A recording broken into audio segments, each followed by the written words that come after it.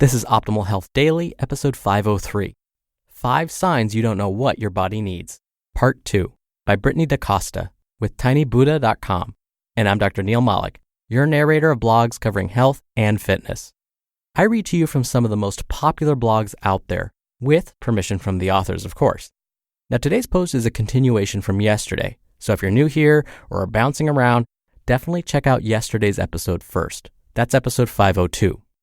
Now, before I get to it, a big thank you to EverlyWell for their support. EverlyWell is an at-home health testing company that offers a variety of tests like cholesterol and heart health, thyroid, and a lot more. Head to EverlyWell.com and use the code OPTIMAL for 15% off your first order. Again, that's EverlyWell.com and use the offer code OPTIMAL for 15% off your first order. All right, I'm sure you're eager to hear part 2 of the post, so let's jump right in and continue optimizing your life. 5 Signs You Don't Know What Your Body Needs, Part 2, by Brittney daCosta with tinybuddha.com. Sign number 3. You swear to have zero willpower when it comes to processed food. Does it seem like no matter how hard you try to eat healthy, you always end up choosing the food you know you'll regret?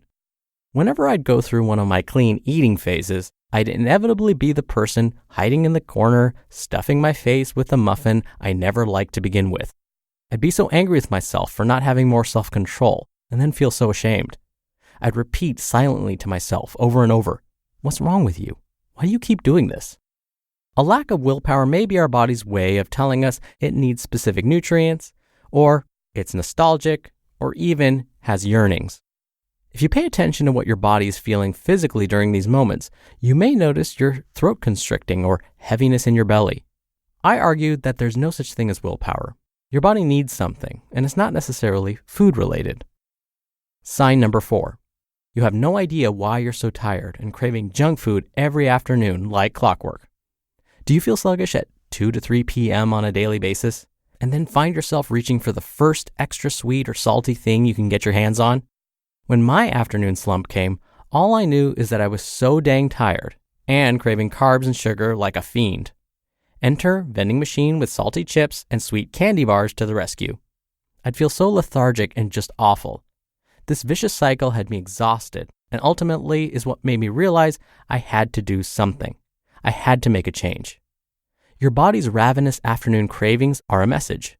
They're screaming at you, "I need nutrients. I need fuel."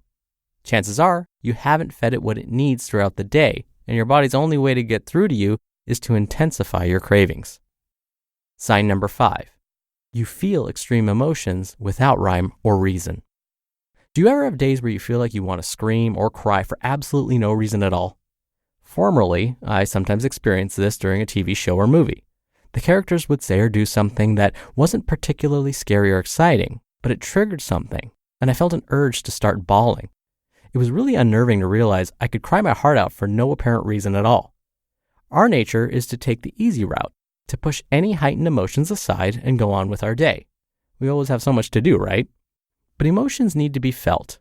Otherwise, they can manifest by coming out at unexpected moments or even physically in our bodies. Think hair loss, skin rashes, weight gain or weight loss, etc. Your body is a magical and wise teacher. Every ache, pain, symptom, and craving is a gift in its own way. Think of how many chronic illnesses that are diet-related. Here are some to name a few: diabetes, heart disease, cancer, dental health, osteoporosis, asthma. The negative symptoms you're experiencing today are your body's way of doing what it can to help you prevent a disease from manifesting in your body tomorrow. My mom found out she has breast cancer a couple of years ago. Since then, she's completely transformed her diet and lifestyle, and from what we can tell, the cancer has regressed. She's always struggled with extreme allergies and health issues. I can't help but wonder, what if she had listened to her body and made these changes before the cancer progressed? How much less scared and stressed would our family be? Now she's feeling better than she did before her diagnosis. I'm not suggesting that anyone who has cancer is to blame for their diagnosis, or that dietary and lifestyle changes alone will cure it, but simply that our diet affects our health in more ways than we know. I learned through her story, and now I'm doing the best I can to take note of every little ache, pain, flush, color, craving, and emotion of my body before I end up with the kind of life-changing hardship that's far more than just gaining a few pounds or adult acne. If your body is experiencing a persistent symptom, it might be telling you something. Listen. If you're feeling an extreme emotion, your body has something it needs to feel. Let it. If any of these signs resonate with you, try this. Put one hand on your belly, the other on your heart, and say this aloud. Dear body, I'm sorry for not listening and not making you the priority. I really do want the best for you. I love you, and I'm listening. Slow down and be mindful of the signs your body is sending. And instead of adding more things to your to-do list, you'll gradually feel more confident about what your body needs to move naturally in a positive, healthier direction. You just listened to part 2 of the post titled, 5 Signs You Don't Know What Your Body Needs by Brittney daCosta with tinybuddha.com. And luckily, Brittney has given us permission to narrate her own blog too, so we'll have more of her content coming to you soon. And a very big thank you again to EverlyWell. It's not easy to find time to get important lab testing done, plus it's tedious and expensive. But now you can complete your testing from the comfort of home, thanks to EverlyWell. EverlyWell is an at-home health testing company that offers a variety of tests, ranging from metabolism to cholesterol and heart health to a thyroid test. The tests are private, simple, and all processed through certified labs. All you have to do is head to EverlyWell.com, choose your tests, they'll be shipped to you, then you complete your sample and send it back in the paid envelope. You'll get your results in just 5 days. It's really easy and convenient. Just head to EverlyWell.com and use the code OPTIMAL for 15% off your first order. Again, head to EverlyWell.com and use the offer code OPTIMAL for 15% off your first order. Take control of your health today with EverlyWell's at-home health tests. When Brittney asked the question about feeling sluggish between 2 and 3 p.m. on a daily basis, that definitely rang true for me. And scientists are discovering why that might be. Between really 1 p.m. and 4 p.m. every day, our stress hormones start to take a nosedive.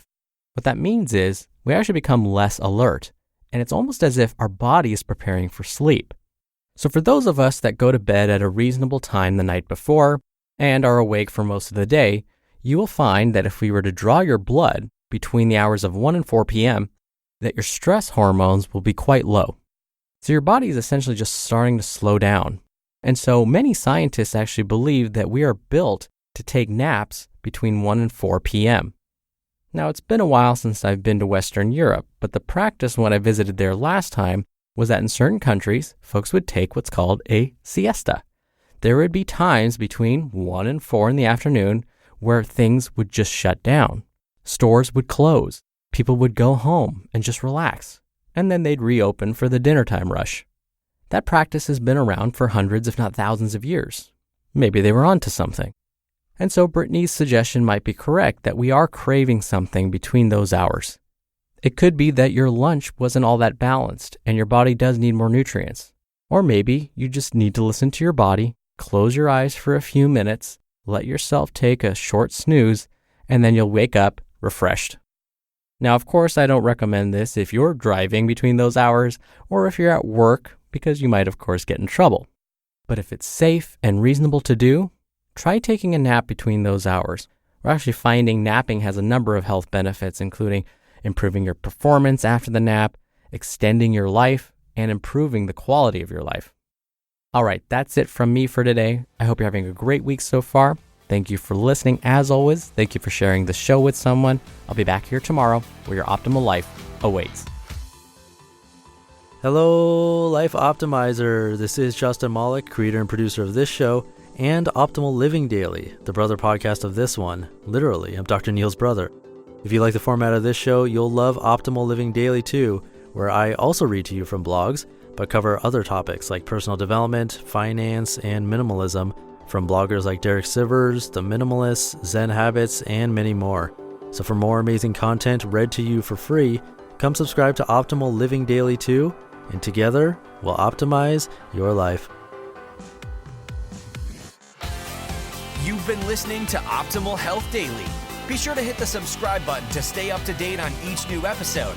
and head to oldpodcast.com. That's oldpodcast.com for a free gift, as well as more actionable tips and resources to help you maximize your potential. Thanks for joining us, and remember, your optimal life awaits.